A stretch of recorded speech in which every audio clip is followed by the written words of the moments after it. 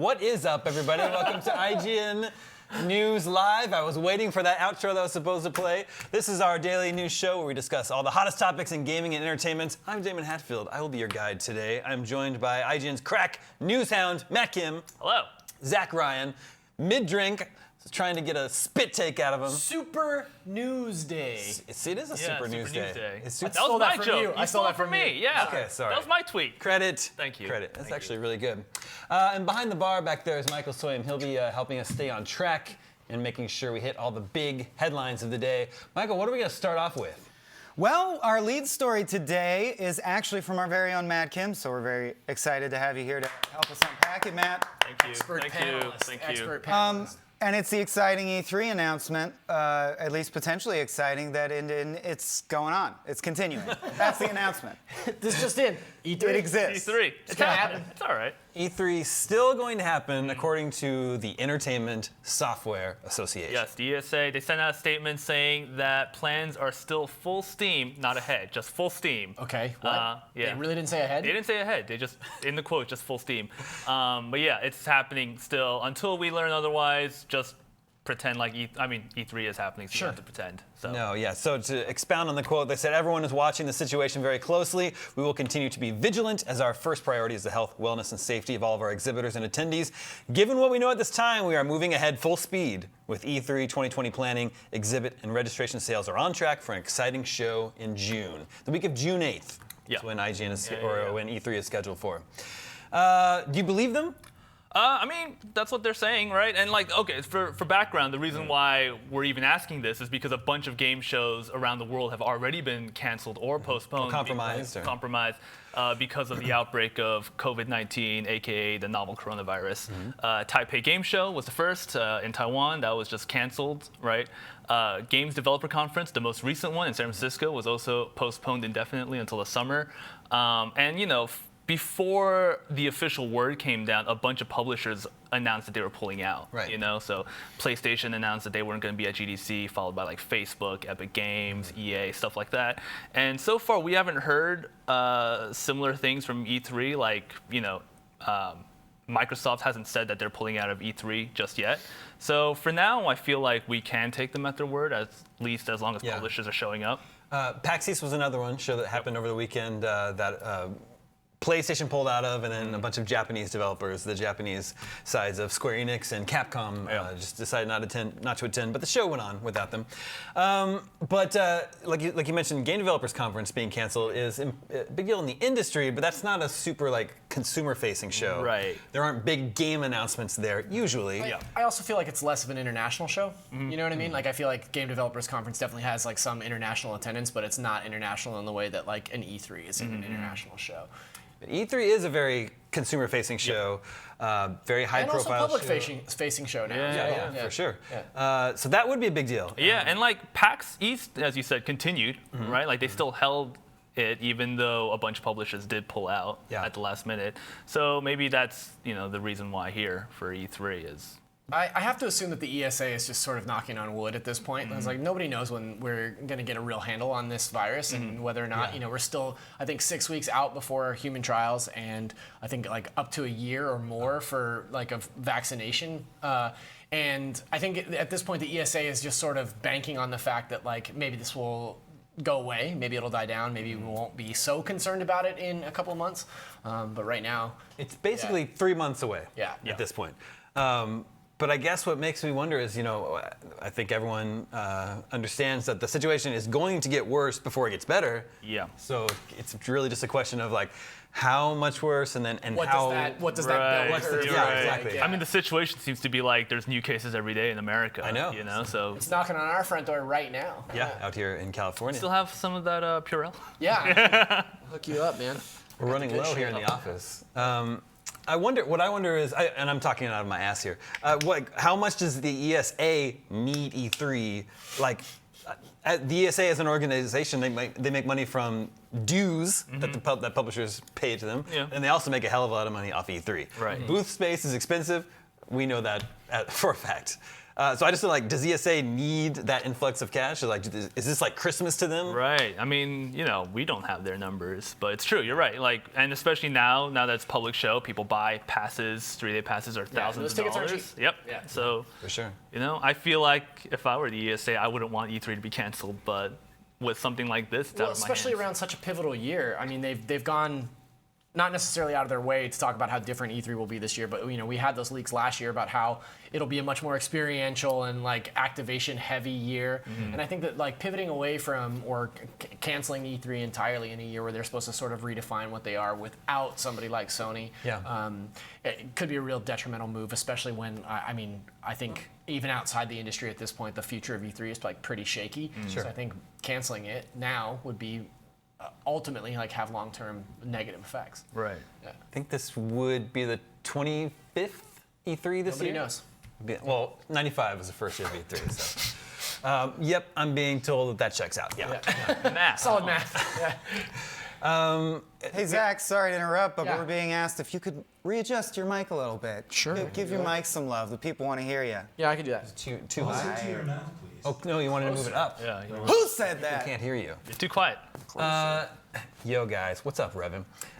We already knew Sony wasn't going to be going to E3 anyway, but I would imagine this would have been even if it still happens, will be a very big show for Microsoft. Yes. They're launching a new console. They've got kind of the stage to themselves since their biggest competitor, Sony, won't be there. So I wonder what that would mean for Microsoft. Like, when are they going to show off these games? I presume there'd be other publishers like Ubisoft, EA showing off their next-gen games on Xbox Series X at the show. Yeah, it's a big show. It's a big show for next-gen titles, which would hopefully be announced. Yeah, exactly. But like I said, this is an ongoing health crisis, so who even knows? Yeah. It's nuts. What if it Don't is- touch your face. Well, yeah, I know. It's hard. Well, it's just hard to remember that. If E3 is canceled, Yep. where do all those game announcements go? I don't know. I think that in this day and age, we're already seeing such a drip feed of information throughout the course of the year. Like, obviously, Sony has been really forthcoming with outlets like Wired and IGN about talking about what the next generation of PlayStation looks like. I think Microsoft is doing a pretty good job of doing sort of short form teases. I think that E3 now. I don't necessarily feel like a company like Microsoft needs an E3. It's a great place to have like a major platform and Right. say like, hey, here's this big sort of press conference thing. They could have that press conference any time of year. Yeah, Like, that's like the existential crisis Yeah. ESA is having right now. Is like, Sony dropped out of E3 because they can just announce the PlayStation 5 on their own. Nintendo been doing it since like 2013. Right? So, and like, whether or not there is an E3, we already know what the alternative is, which is just the companies doing it themselves. The benefit of E3 is that it's a one-stop shop. I think the idea that all of the biggest games announcements are tied to one specific show is sort of a bygone era at this point. I think that it's just kind of a historical holdover that all the biggest announcements happen in June, and like the roadmaps are obviously getting further and further spread out, where it's not like one giant dump per year during E3. Yeah. It's all these sort of bite-sized pieces of news leading up to a major reveal at E3, and I think that reveal can happen at any given time. It doesn't necessarily have to be within this 1 week in June. Yeah, that's true. Another thing is like major game releases are now happening all over the calendar year. It used to be October through November were like the big months, but now a bunch of major games are coming out in February through April. Yeah. Not this year because they all got pushed back, but Well, I mean, we still have Animal Crossing, Doom, Final Fantasy VII Remake, all within the next 6 weeks. Yeah, right. Yeah. I still hope E3 happens. As long as it can Half-Life. happen in a safe way. Yeah. I still enjoy E3. I enjoy the. I love E3. the I'd excitement hate for it to go away. Yeah, I'd be really bummed for it to go away. So I still hope E3 takes place this year. But in related news, this outbreak is affecting other high-profile events these years, even events that are much bigger than E3, like the Olympics. What? No way. Yeah. There are video games at the Olympics? Well, that's Mario and Sonic are there almost every year. That's true. And there is a push to get video games in the Olympics. I'd like to see that happen. Is that true? Yeah, that's true. I'm pushing. The push is coming from me. This is Damon. Yeah. I don't know if they're getting my letters. The CEO of Comcast, of all people, has this quote today. He says, "The Olympics are obviously on everybody's mind." I don't know about that. I don't know if that's true. But what I know is it's full steam ahead, just like E3, except he added the. He put the right, yeah. Although I have to quibble with Matt, because Matt was giving me a little shit earlier in the day about paraphrasing. He did say ahead. It just wasn't in that order, right? He said E3 is going ahead. Moving ahead full steam. Okay. Ah, okay. That's fair. But yeah, his name is Brian Roberts, CEO of Comcast, said that the Tokyo Olympics are going full steam ahead. So 2 good aphorisms today about 2 high-profile events. And I think it's also interesting how it's affecting all kinds of media, including like there was some noise we saw online today about people potentially or asking for the delay of big film releases because they're worried about people congregating. And so COVID-19 at this point is affecting, I think, all of pop culture, of course, among other grander things, but pop culture too. Yeah, the film I think you're talking about is the new James Bond film, No Time to Die. That's the one. Which, I don't know, that seems a little bit random to me. I don't know. Why that one? Why that movie? Why not Mulan or Black Widow? yeah. Or Mulan did get delayed from theaters, but only in China because of the outbreak. Yeah. Wow. Yeah. Okay. That makes a little bit more sense though, because like everything in China is shut down. Yeah. Like China across the board, I feel like is getting shut down. I was reading rules. I was reading a news story about how they're opening some theaters back in China, but with a bunch of rules about how to like sit. Right. You have to sit. Every other row has to be empty. Jesus. Every other seat has to be empty. And bunch of obviously no touchy kind of rules. Right. And at that point, why even go to a movie theater? You're No touching, who's going to a movie theater to not touch somebody? Yeah. Seems silly. Yeah. And then, of course, there's a big question of will this outbreak affect the release of next-gen consoles? Right. Well, It's a possibility. yeah, we've heard a lot about Sony having to move manufacturing out of places of China and find different manufacturers to keep up with pace for production for PlayStation 4 and 5. I don't know if Microsoft is following suit, but yeah, it's definitely something that is to be taken into consideration, because if half of China, where a ton of this manufacturing happens, is being shut down, that means that there is going to be inevitable shortages and delays. We do know that if a company does successfully move their manufacturing out of China, they are less likely to be touched by coronavirus. We spoke with HTC Vive, with the VR headset company. Their manufacturing is out of Taiwan, and as a result, they're like, we don't expect any delays on our new Galaxy headsets because we don't manufacture in China. Right. So, if Sony or Microsoft did, and we've heard that they are, successfully move their supply chain away from China, there might be a chance that they can still salvage production for the year.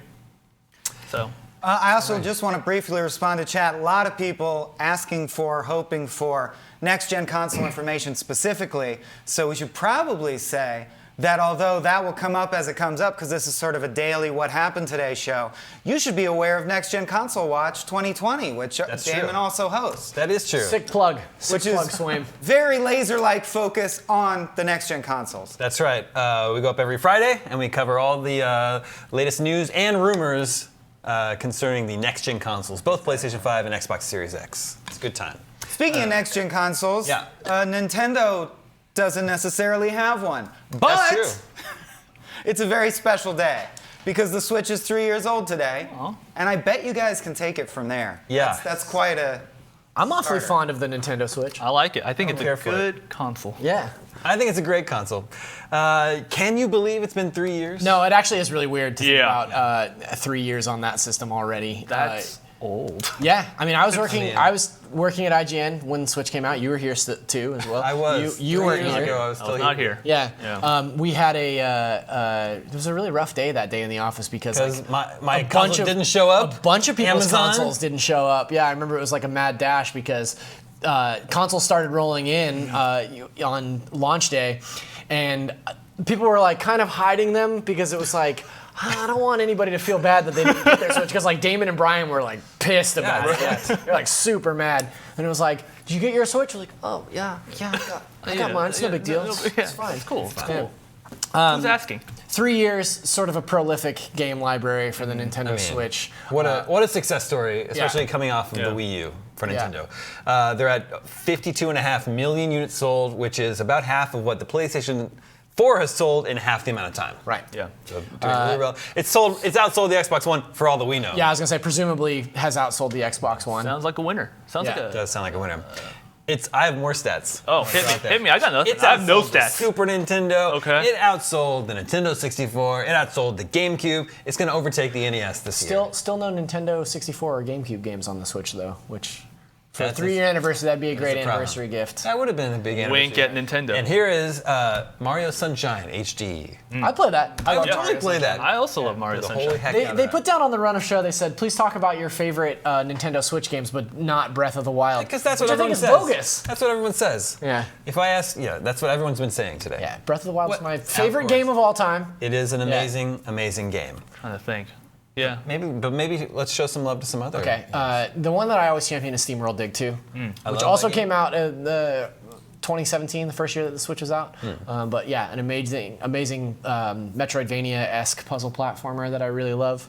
How did you find that? Well, you were already working here, so How you did I probably knew find every that? game. It's so rare now that I completely organically find a game, and I just got SteamWorld Dig Quest 2 on a whim, and Wait. or whichever SteamWorld Dig Quest 2. whichever one I jumped into There's first. SteamWorld Quest and there's SteamWorld Dig 2. That's the one, SteamWorld on, Dig Swain. 2. Yeah. But then I ended up playing Heist, Quest, all of them. They're just great. Yeah. Yeah. And But it's you had so never cool heard to of them just before? find them. You had never heard of them before? No, it's a truly like a rarity these days was a random thumbnail selection like on the eShop. Just Wow. like, I don't know that. And I should was follow- very impressed. You should follow IGN.com.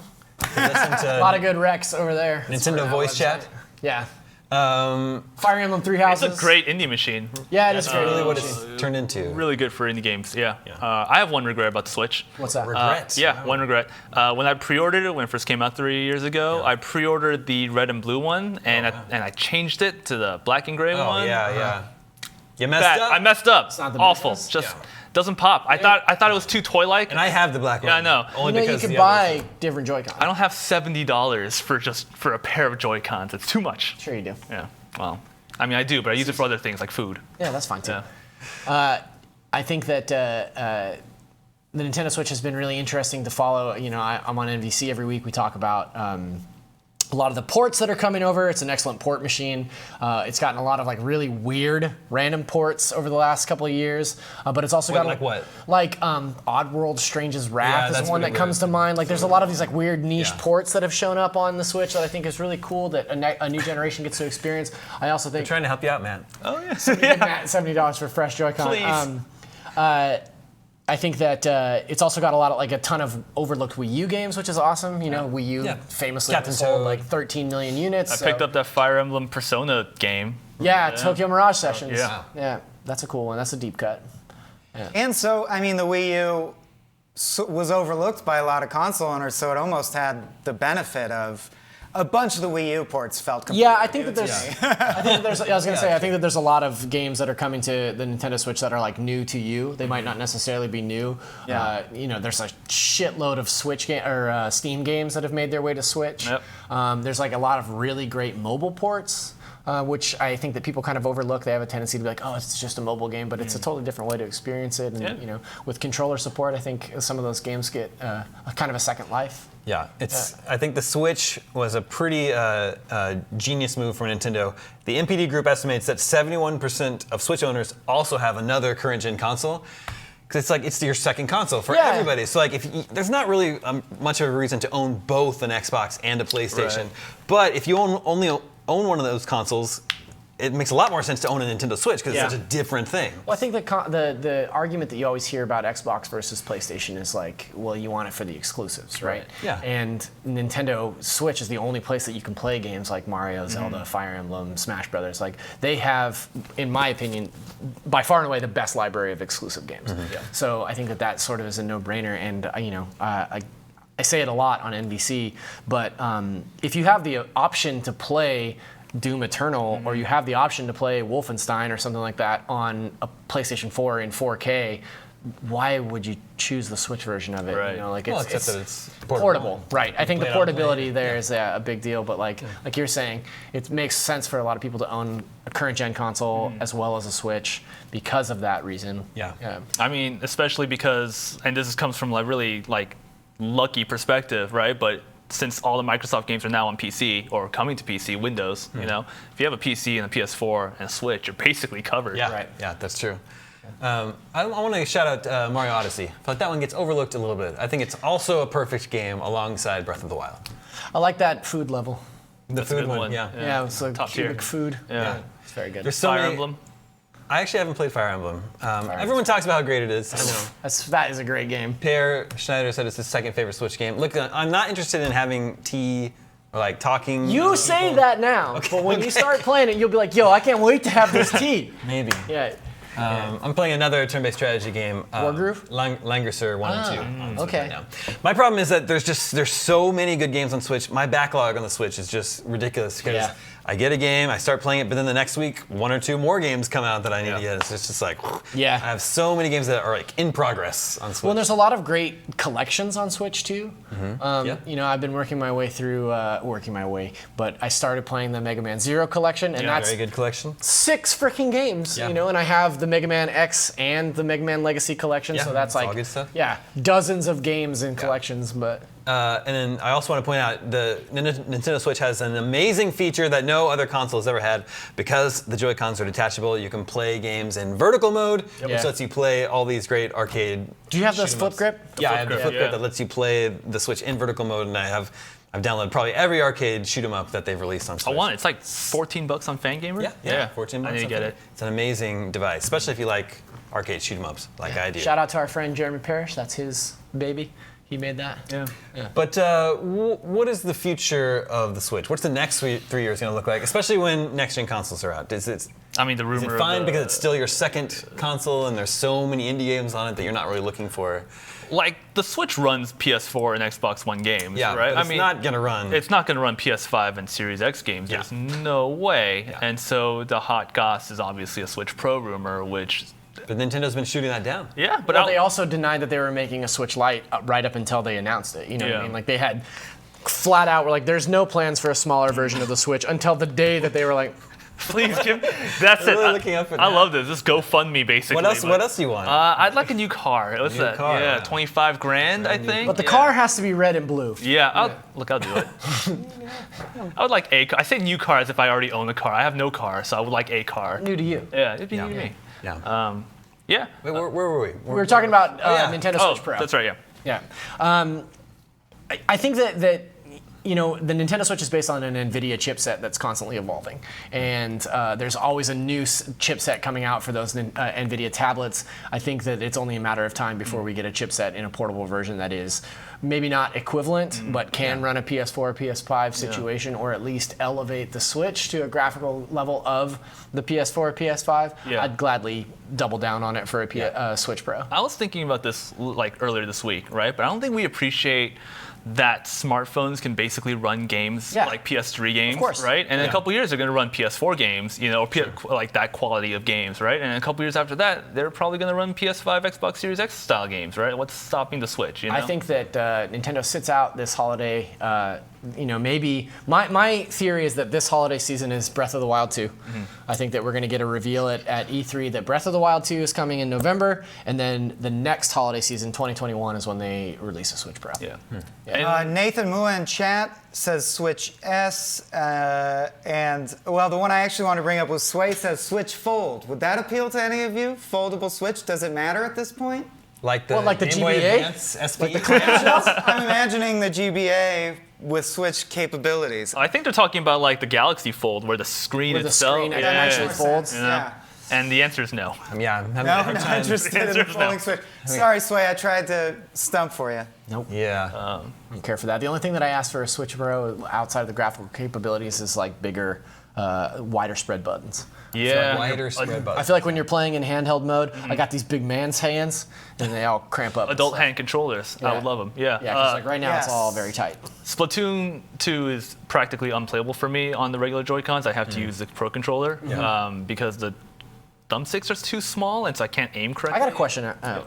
You're out here playing Splatoon still? Yeah. Oh, okay. I'm still working my way through the DLC. All It's right. very good. It's Yeah, good. it is really good. Yeah. Good DLC. That single And I player wanna- stuff is really I want to good. finish it, and I want to Yeah. get the unlockable octopus characters. The the single player game for Splatoon 2 reminded me so much. There it is here. If you're watching, you can see Splatoon 2 on the screen. Whoa, who's that There's guy? that man. That's Splatoon 2. Splatooner. It's embarrassing that I'm wearing almost the exact same thing today. outfit. I have a uniform. The single player for Splatoon 2 is like the Mario Sunshine successor that we did. Look, I'm pulling up clips in real time. If I switch over to Splatoon, you're going to be talking about something else by the time it's up. True. All right. Live show, people. Who doesn't love a little Dark Souls in their afternoon? You know That's what I mean? true. Damon doesn't. I don't. I want Bluetooth audio so I can use Oh my, yeah, like, that's a good one. I think my there's AirPods. third-party accessories. Is there I think Well, but so. you'd have to plug in like You'd have to plug it from yeah. the bottom or whatever, the USB thing. But Larger battery life also being frequently Well, yeah. called out in Please, chat. for the love of God. That's just a basic. Yeah, of course you want that. And then, so you mentioned Breath of the Wild 2. There's also Metroid Prime 4, which is big. Supposedly there's Metroid Prime 4. Apparently one day.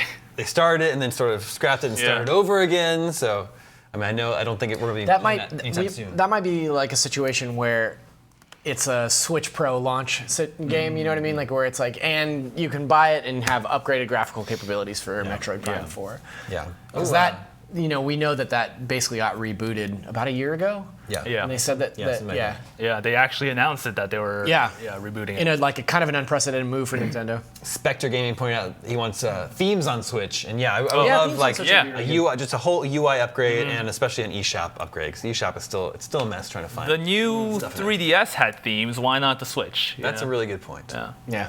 Yeah, someone in chat seconded that. Also, I feel I should bring up Aaron Burser7 says, I love seeing the I voted stickers. Oh yeah. I know Matt wanted to plug. If you haven't voted, Yeah. do it. It feels great. It does feels feel good. great. What are you waiting for, turkeys? This has been our mandated educational portion of the What are you doing watching this show? Get out of here. Yeah. I'm assuming they've already voted. Yeah. Now this is their reward. Yeah. I had a long string of text messages with my mom this morning because she didn't vote in the primaries. And I was like, I voted absentee. It took me 45 seconds. I'm very disappointed. It's funny how that table turns when you're in it. Yeah, that turntables. You know what I'm talking about. All right, Swaim, what's our next topic for today? Well, news speaking day. of Switch ports that did or did not, I actually don't think it ended up making it onto the Switch port, although they had mentioned it at one point. The team behind Bloodstained Ritual of the Night announced, or it actually didn't announce, quietly changed one of their stretch goals on Kickstarter, which was they had promised when they reached $500,000 to produce a roguelike of the game, and it turns out that is not going to come to pass. But I'm sure y'all have some more details to fill out the context there. Yeah, so Bloodstained came out last summer. Yep. I reviewed it, thought it was great. What'd you give it? An 8 something. Did you play it on the PS4 or Switch? I played on PS4. Okay. PS4 Pro, and it works great for me. But of course, there were lots of technical issues with the Switch version when it came out, which I think they've since updated and fixed most of them. I think, but you can at least it's a better experience playing it on the Switch. But yeah, apparently there's this Kickstarter stretch goal where when they reached $500,000, they would add a roguelike mode to the game, which actually sounds complicated to me. It sounds like, it's completely different from what the game is. Roguelikes are hard to make. Yeah. Yeah. But so now they've announced, confirmed today that that's never going to happen. You're never getting your stretch goal. So I guess I'm of two minds of this. One is that Bloodstained is an amazing game. Well, it's a great game. You're just gonna take it down a level. Went too hard for Bloodstained. So I don't really have any complaints about it not having this mode. But then again, I didn't back it on Kickstarter. Right. But I have to wonder, how many people backed it solely because of this one future mode that was promised? I mean, hopefully not a lot. I think that's the real question is what percentage of people saw the Kickstarter goals and were like, you know what, I'm gonna actually pony up $15 because I want that roguelike mode. Yeah. But the game director Igarashi said, his quote is a little odd. He says the reason why this mode is not being added to the game is because the code that was created early in the game's development is not currently compatible with this type of gameplay. That makes a lot of sense. I feel like there's a lot of background computation and math that has to happen in a roguelike. But why was this mode even promised in the first place? Then I wonder, it how could does have been that a situation where they thought it would be easier to build, and now they're 3 years into development, and they're just, maybe this just isn't going to work. That's a problem of a lot of Kickstarters, over-delivering on stretch goals. A lot or under-delivering. Or under-delivering but over-promising. Over-promising. Yeah, there it is. I think it's easy to get yourself in a situation like Yacht Club where you're just just developing Shovel Knight for a decade or whatever, And not that they painted themselves into a corner because I'm sure that they love developing Shovel Knight, but yeah, it's a situation where they're still tied to so many goals. They dug themselves into a hole. I like it. Thank you. I like it. I'll allow it. Goodbye. I'm leaving. I've never supported anything on Kickstarter. Really? Yeah. Really? Old. Never That's have. crazy. I mean, this is only one reason why I have never done that. Like, Yeah. wait, if a game is finished and it looks cool, I'm happy to just buy it when Sure, it's done. that makes sense. Yeah. Yes. I stopped backing video games specifically on Kickstarter. A lot of Because you got burned, or a what? lot of burns. A lot of burns. I supported a lot of indie games. I'm still waiting for some from like 2015. I'll never see them. I'll never that's see the those problem. again. Physical stuff like board games and bags because I collect backpacks. Do you know this? Oh yeah, that's yeah. Do everyone know this? He's a backpack collector. Yeah, I collect Do you have like a wallet? Why don't you sell some of those backpacks and buy some Joy-Con, man? I do have a wall hook, and no, Wait a minute, a hook? like a wall, like a line of hooks where I like they're Hey, lined up. Swaim, Play your trophies, yo. Swaim, do you collect any weird shit that we need to know It's about? not weird. You need backpacks for Is everything. backpacks weird to collect? You need one. Yeah, you just need I was one. just gonna say having. I have one More for than travel. I have one for work. I have one for like small items in case I'm just like going out for like a weekend or something. One for when he's feeling cute. They're good. No, I don't never like had a this. collection. I'm not leaving. even as a kid. Just neuroses. Okay, How as about you? As a kid, I collected like little sea creature figurines. like at toy stores, like the realistic like shark and. Like like- Patterson in the Lighthouse? Or like ceramic figures, like little Where do you like find like those little then? gift shop Yeah, things, well, like when we like go a- on vacation and stuff. Like Yeah. a glass menagerie. Yeah, that's pretty weird, I guess. Now that I'm saying it out loud, I kind of wish that I hadn't said it Yeah, on the you're just internet. a lot. judging me, judging you.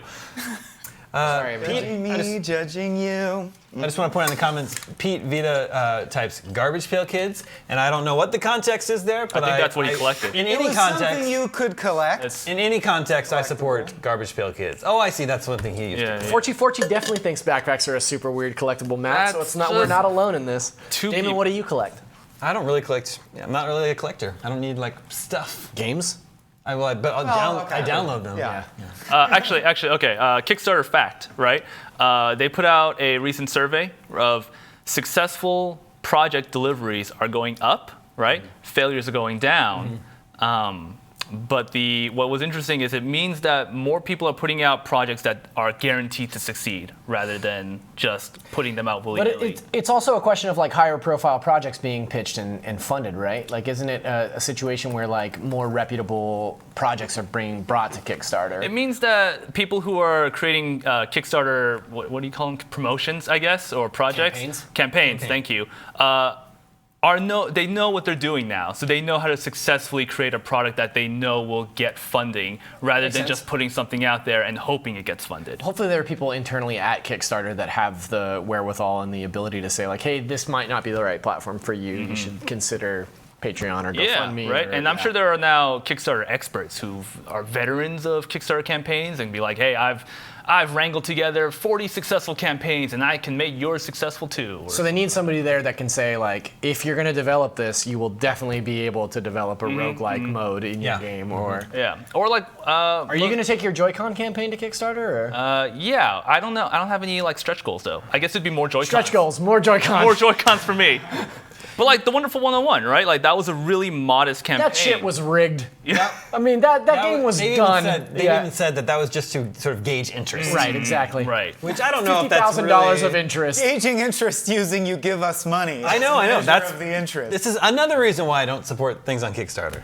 I can play it when it's done. Right. You actually finish it. Jeremy wants to know what about a Banjo-Kazooie backpack?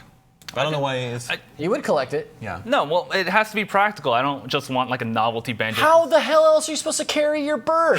What about a BD1 backpack or a Clank backpack? I would like a- You going for any of the character stuff, man? Look, I'll bring my collection to work with me one day, and then you guys will know. Like the Time out. You're gonna show up with like 9 backpacks to work? How big is your collection? no, He's got one backpack that they all fit into. So about 9, and I have one backpack that I think 3 bags can fit into. Okay. So you've got about 9. Do you have your eye on more? Do you want more? I'm downsizing, so I am selling some in order to Oh. buy some more. Here we go. You're pointing to your Kickstarter? I knew you'd turn this into an opportunity to shill your backpacks. Yeah. That's how it always goes. What's your favorite backpack? And why? I like the one that I'm using right now for work, the Evergoods 24. You should have brought it in. I should have brought it in. I didn't Next know, week, bring it in. I didn't Next know time the you know. conversation was going to go here. Nobody did. Nobody knew that the conversation was Beauty of going a to go live here. show, my friend. I think we're all going to be on this show on Tuesdays. So next Tuesday, you are all witnesses. Spectre Gaming, Marvel's Reporter, Slowly Digested, Nick O'Brien. You're all witnesses. Hey. Matt's going to bring his favorite backpack on. Slowly Digested does not want you to bring that backpack on. He says stop talking about backpacks. Stop talking Okay, about backpacks. That's fair. Yeah. That's fair. Says chat. Okay. Have we covered Bloodstained efficiently?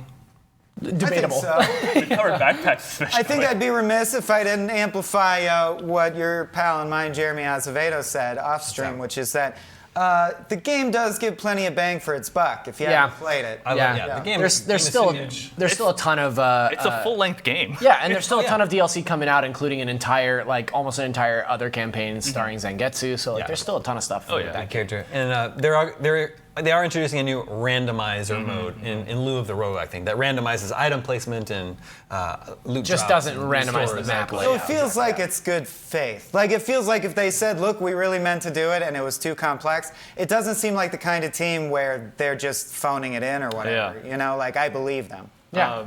A really good resource on roguelikes is Derek Yu, who created Splunky, Oh, wrote an man. entire book about the development I love that of book. Splunky. It's a great book, and it's really great to learn about the process of actually building a roguelike, and it's hard. It fills an entire man. book. Yeah. The book's just called Splunky. Yeah. It's from Boss Fight Books. I love it. Highly recommend it. I highly recommend a lot of the See, boss Spider fight. Bite gets it. IGN News Live. News, gaming, and backpacks. Yep. That's what it stands for.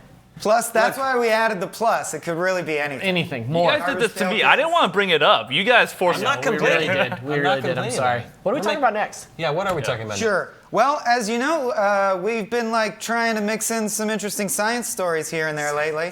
I don't even know if we've been trying to. Science came and knocked on our door. Yeah. And people have been responding. But we have a science story. Let's see how we muddle through it with our gaming brains. Siri, apparently, on the iPhone, a group of researchers proved that Siri is hackable via ultrasonic frequencies. Damon, can you explain what that means, or shall I? I don't know if I can. Okay. I can read the bullet points on this doc here, but I'm not sure I fully understand. I boned up, so I'll put it in a nutshell. Basically, There he is. you know, you can tell Siri to do stuff. Yeah. Generic B-roll, or I think this is our iPhone X review. But the range of sound that Siri can listen to is much higher and much lower than what you actually hear. So in theory, Siri could be hacked by a device that says things like, "Hey Siri, can you read my bank pin to me?" Oh shit.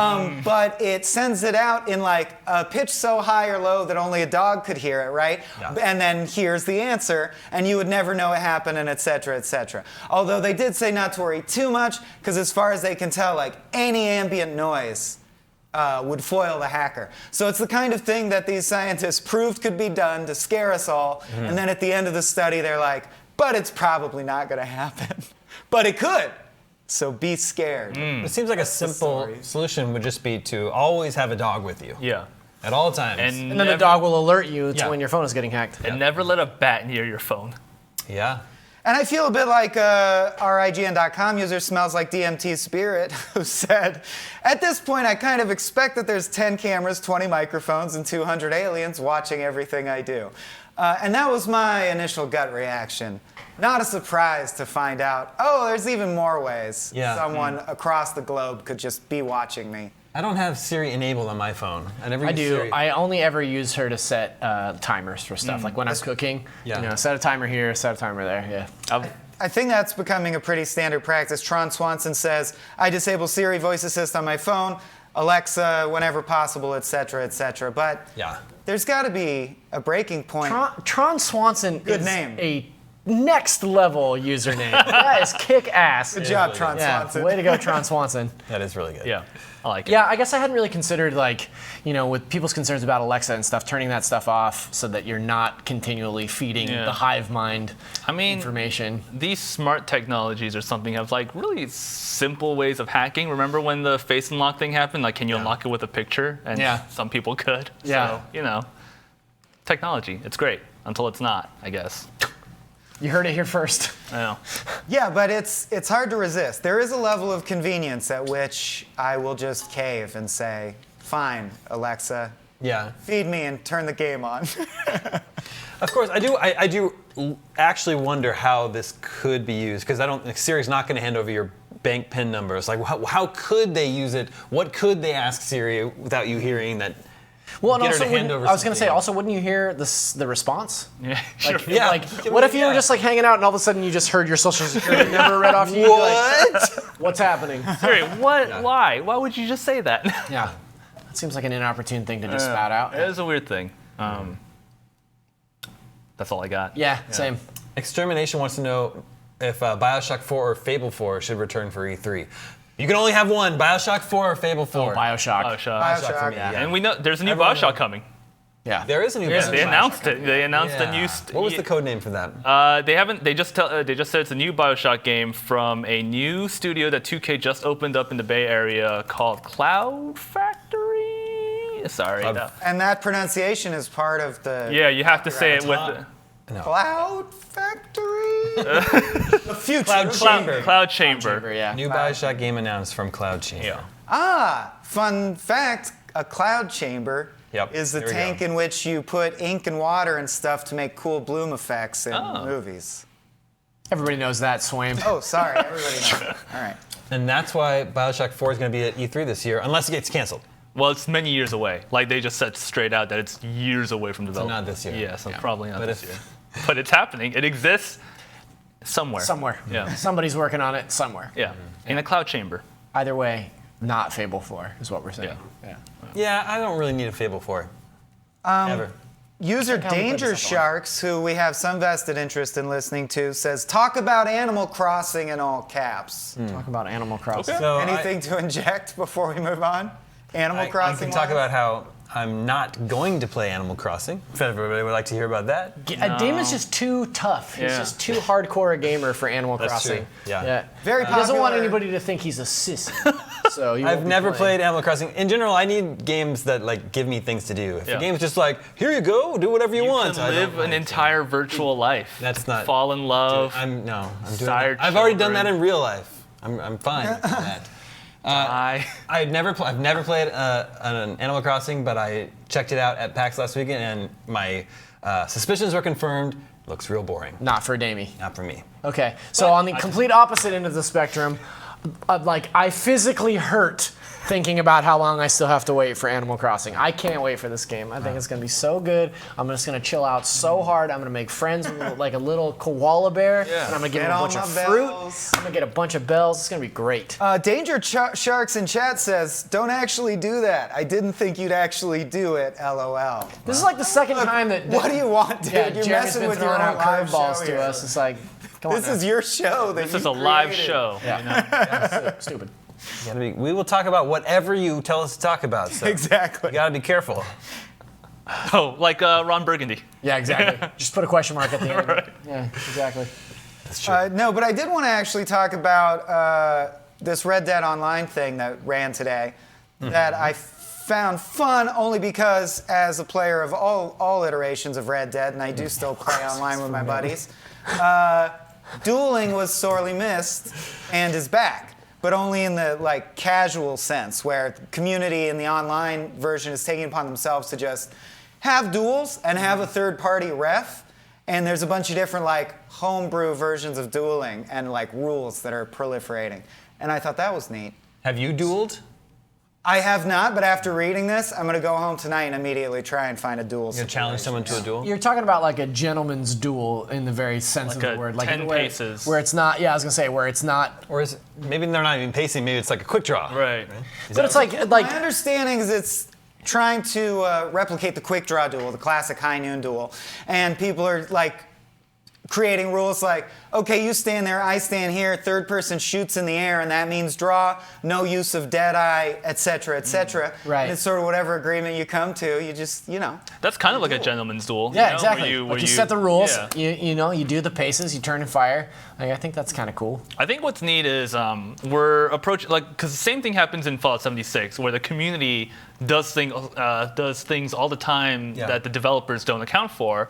And what we're hitting is in this like great era of live service online games is developers are creating the sandboxes, but the sandboxes aren't as fleshed out as players need them to be, so they're just doing their own thing, you know, and that's rad, I think. I think that Rockstar learned a lot through GTA 5 online in that same exact way. Like players just started doing stuff in GTA 5 and they're like, oh, well, we'll just build a better version of this into the online infrastructure, right? So I could see this becoming a thing in Red Dead Online. So, Swaim, you play Red Dead Online like regularly? I do. In fact, someone in our group got hoisted by, we recently talked about this on this show, although I don't know if it was during the test week when we weren't airing. But there's also been a problem with people finding a way to insert treasure chests into the online world map that if you open them, you get kicked and banned from the game. I laugh, but don't do that. I don't like that. But yeah, I'm still somewhat involved. And so I've never played it, so you'll just have to tell me like what's the general consensus? Are people like happy with with the state of Red Dead Online? I feel like a lot of people, well, for example, a comment on the original article sort of has all these bullet points that listed out things that existed in the single player experience that Right. are not in online. Right. No mini games in camp, moonshine shack, target practice for throwables, can't fish well on any floating surface, just at specific points, can't customize your horses from the hunting wagon or bounty wagon. And a lot of these things have been addressed by the community and or Rockstar. I think like a lot of online environments, as Matt was speaking to, it started sparse compared to the incredibly robust main game. Sure. But Rockstar's done a really good job listening and responding for the most part. And now I'm going to switch over to the chat tab and see if people wildly disagree with that. But that's my take. I think one of the issues is that Red Dead Online might be hampered by its setting in a way that GTA 6 isn't, you know? Okay. 'Cause you can't have GTA, GTA 5. Online. GTA Online, GTA 5, I don't know. I was seeing a lot of questions about GTA 6, so it was in Right. my head.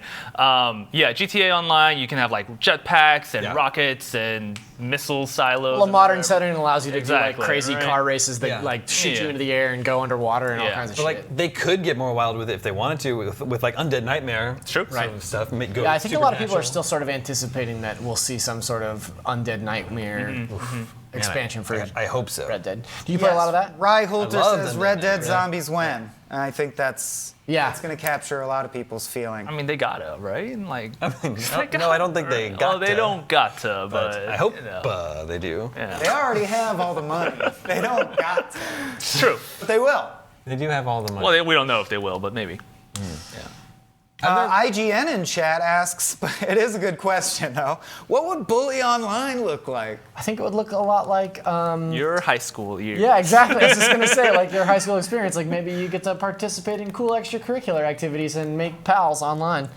Given that there's, like- cyberbullying is a real thing, I don't know that I'd want to onlineize bully. Yeah. It almost seems like it would just be like trolls, come have at it. That's a fair point. It would be a perfect high school sim, says the deputy. Ooh. But Bully is already like kind of a perfect high school I get sim. shudders Yeah. thinking about High School Simulator. I don't. I've never played Bully. I've never played really? Bully. Yeah. Oh, it's so good. That's like my what I hear. favorite Rockstar game. Yeah. That's what I hear. Yeah, Everybody's really I excited. just bought it for PlayStation 4 because I didn't know that it was on PlayStation 4 and it was on sale for like $7. So Yeah, that's a one- killer game. That's one I've always been meaning to play. So I don't even, is it like a modern day setting?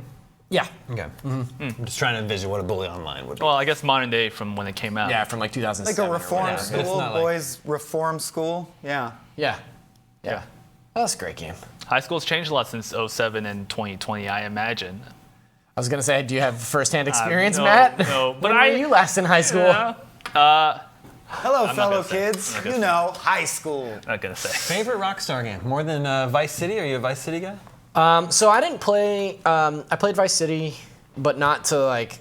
I didn't finish it. It was the only GTA on PlayStation 2 that I played, and then I didn't start playing. I played GTA 4 and 5 on PS3, and I played Red Dead, and like a quarter of Red Dead 2. I'm actually not really a huge Rockstar fan. It took me until I got like a little bit into Red Dead before I was like, I'm not really into this formula. You know, I didn't really realize that, like, but it's funny because like other open world games, I'm very into. I just for me, Rockstar doesn't really do it. But Bully is a great game. When you think of your favorite open world games, what's the first title that floats? Breath of the Wild. Well, that Okay. and then AC Odyssey also comes to mind now. Oh, that's a good one. Yeah. Witcher 3. Witcher 3. Yeah. I was gonna say Witcher 3. Yeah. Yeah. I'm also a fan of the Far Cry series, but I don't know, maybe 3. You do love Far Cry. Actually, I even liked Primal. I'm the one. I liked Primal too. I like Primal We're too. the ones. I've only played 3. Yeah. 3 is very Yeah. good. I'm watching Better Call Saul right now, and it's very weird because I'm just like, hey, that's the guy from Yeah. Far Cry 3. Oh yeah. Are you current in Better Call Saul? No, I'm on season 3. Okay. Yeah. I'm rewatching season 4 and then letting season 5 sort of pile up so I can get to it. However, today I saw a spoiler on the internet. Oh, that sucks. Season 5. It wasn't us, was it? No, it wasn't us. It wasn't IGN. It was. Bullet dodge. Should I pull up He that be- clip? Do we want to just spoil? No? No, Okay, let's Producer's saying no. Seems like a bad Let's idea. not. I'm Saul Goodman. That's the spoiler. He eventually Yeah, becomes. he What? turns into Saul Goodman. Did you know? What? No. Nathan Mua says Horizon Zero Dawn for favorite open world game. I do think that franchise is a heavy contender for me, but I think it has a lot of room to grow still. I think so, I'm too. gonna wait till the second or third one before I in that liked conversation. Horizon Zero Dawn. Unfortunately, it came out right before Breath of the Wild, which is Ooh, just Yeah. It had stiff competition. yeah. Amanda Durand asks, Nintendo Switch 3 years ago, or 3 years old today, thoughts on the system currently and how do you guys like it? Amanda, you missed the first half of the show. Just jump back about 25 minutes ago. We'll be happy to tell you all about that. I think we get asked a lot about like our hottest gaming hot take. Like people ask me on Twitter, we've had people write into NBC about it and stuff, and like my hottest hot take about any games is that I think Horizon Zero Dawn is like not a very good game. Damn. Yeah, I saw the not look for- on your damn. face when I mentioned the name, Yeah, and not I was that wondering. game's not for me. Okay. There it is. Can you elucidate? Because It's okay, you can be wrong. I just there's John Bohr, but I think that I don't know. I think the main character is kind of a brat, and I Microphone think can that- still hear you. I know.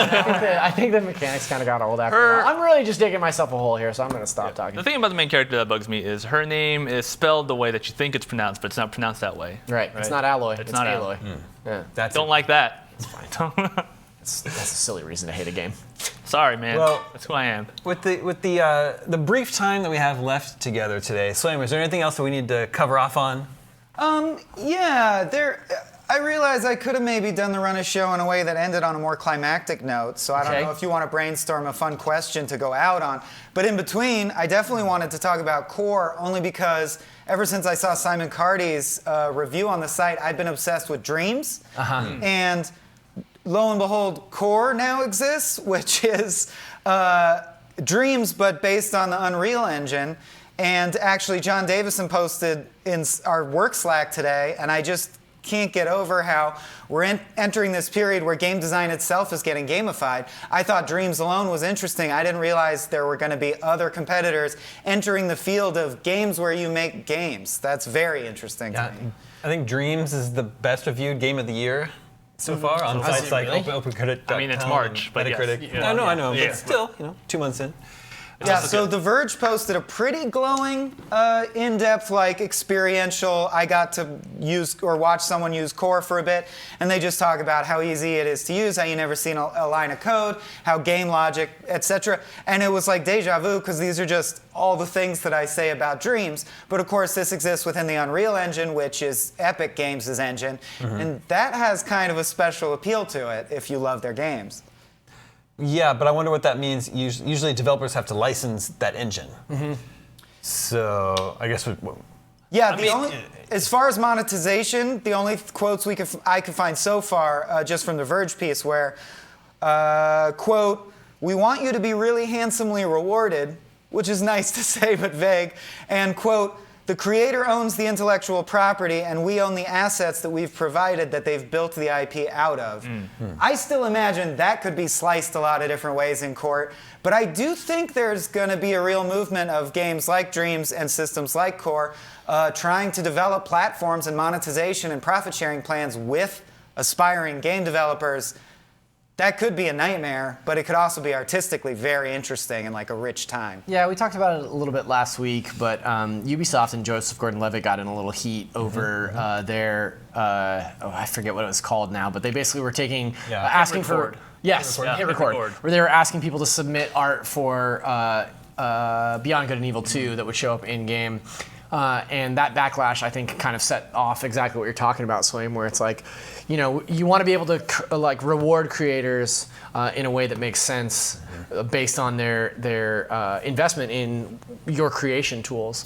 I do think it's funny that Unity is creating something with based around creation tools, because isn't Unity a creation tool to begin with? I think it's really funny that it's like build games in this platform that's built to play or build games in. So. I mean, I assume that they've greatly simplified it Sure. there, so that I mean, almost anyone can use it. The thing about the Beyond Good and Evil thing is that it wasn't just like a contest, you know, where like draw a fan art and the thing that we like the most we're going to put in the game, right? They were asking for like songs that would like populate in the background and art that you could be seen in like the walls of the architecture and things like that. These were actual game design elements that people were having issues with, because that's essentially just work that they were doing for the developers, you know? So that's like a little like that like nuance between a contest and a thing. And for context, real quick, audience, the clip that you're seeing is just showing off Unreal 4, the newest version of the engine. So I just say when you compare it to the things that are graphically possible in Dreams, Unreal 4 is technically more impressive, so it has even more promise, or it's more thrilling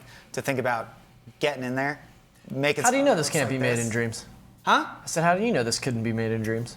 I don't, because we're still finding out what the limits are, and everyone in the community is pushing things in really clever ways. I've seen some pretty insane stuff coming out of there. Yeah, that's true. So maybe I speak too soon. But Core has entered the fray. A lot of the creative team behind it are people from Spore, which of course was also in the forefront of trying to get everyone to like cram their ideas together on our platform. So they definitely have a vibe and a direction that they're interested in. Does everyone remember Spore? Vaguely. Yeah, barely. definitely. I remember the weird mutant Homer Simpson spore that went viral for sure. I remember looking at some of some of the spores and being like, yeah, I don't like that, and just moving on with Makes my me life. feel uncomfortable. There was a lot of one type of creature in Spore. Was it shaped like a dick? Oh yeah. And then there was a DS game. For Spore? Yeah, it was a spin-off. It was like Spore Creature Creator, something like that. Okay. Anyway, I just hadn't thought about Spore. You said it, and all of this like memories came flooding back. Remembered all those weird dicks. As far as we know, in terms of at least Dreams, right, is if someone creates something that's based on existing IP in Dreams and the copyright holder says, hey, that's ours, they'll take it down. And that's about as far as we know legally of what flies. But it also seems like that's the most popular use of Dreams. Yeah, I know, right? So like Dreams was kind of snagged on the idea that everybody was creating remakes and memes in we did that. their engine. It wasn't surfacing like new content. Yeah, I spoke with with Media Molecule about that actually. So the community had this big thing where there's a trending tab where you can see community creations, and people on the Dream subreddit were mad because the most popular things were all memes and remakes. And Media Molecule says they are working on the algorithm to change it up to make sure that like more original content can float to the top. So that's something that they're thinking about. That's awesome. Yeah. Any of you mess with Dreams? No. It's my game of choice right now, every single night and all weekend long for many hours at a time. Yeah, I'm Are you creating or playing? both, but primarily creating. Oh, wow. Okay. I want to make a game with my Okay, buddy. so next week, Matt is going to bring in his favorite backpack, and Slam is going to bring in the game. I'll bring in my finished game, and we'll. It doesn't even have to be finished. We can great. just bring a vertical slice Yeah, we could do that. That would be that we fun. can check out next week. I'm really impressed by tools like Dreams, but I kind of have the same problem when it comes to like something like Mario Maker. It's just like, I'd rather play video games designed by professional developers. That's more what I'm interested in. I always just run out of like ideas. Like I don't have any ideas to like make something. When Mario Maker came out, Mario Maker 2 came out last year, I was like so stoked. I was like, okay, this is the one where I'm gonna build like really cool Mario levels. And I think I built like 2 levels and I played them and I was like, these levels suck. I'm just gonna play other people's levels. They're much better at this than me. It's like that Ratatouille thing, right? Like, not everyone can be a great game designer, but a great game design can come from anybody. Or You know that part of the movie where it says that? except it was for cooking. Is that the moral of Ratatouille? Yeah, that anyone that talent can come from anywhere, even a rat. A rat. Yeah. Yeah. Rat game design. What a lovely note to close out I know, on. I was going to say. And on that note, I think that wraps up our show for today. Thanks for everyone for tuning in. IGN News Live will be back tomorrow, just with different people. Whole different cast. And different stories to cover. Yep. Unless you're trapped in some nightmare loop like Groundhog Day, in which case, we'll see you tomorrow. Bye-bye.